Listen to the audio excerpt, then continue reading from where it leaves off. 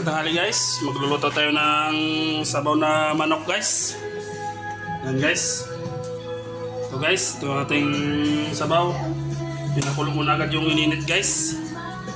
Yan guys.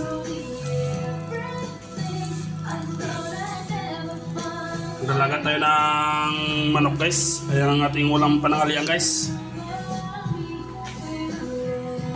So guys, isasalang natin yung ating ricado guys. Sibuyas at saka sili lang guys. Sili haba, sili labuyo guys. Yan guys. Yan.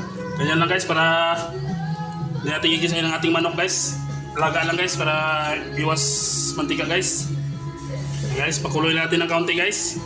Para medyo maluto ang ating sibuyas at saka sili guys. Yan guys, kumukulo ng ating nilagang manok guys. Salang natin yung ating malunggay guys. Lagyan natin ng malunggay guys. Malunggay lang ating gulay niya guys. Wala tayo ibang makuha na gulay guys. Walang papaya guys eh. Papaya kasi dito guys, ano na guys, hinog na. Okay guys, malunggay lang. Yan. Unahin natin yung malunggay natin guys. Pag ano guys, sa manok. Kasi manok, ang manok natin guys, malambot na guys. Yan guys.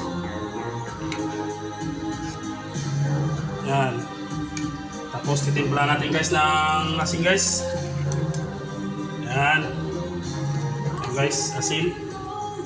May kunting masarap guys. Yan.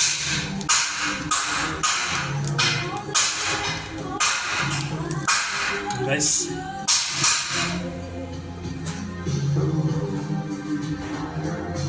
So guys, isalang ang ating manok guys na pinakuluan guys. Paalang ito guys. Ito guys. Yan. Paalang guys, legs. Ito po yung ating halo sa ating sinabawan ng manok guys. Yan.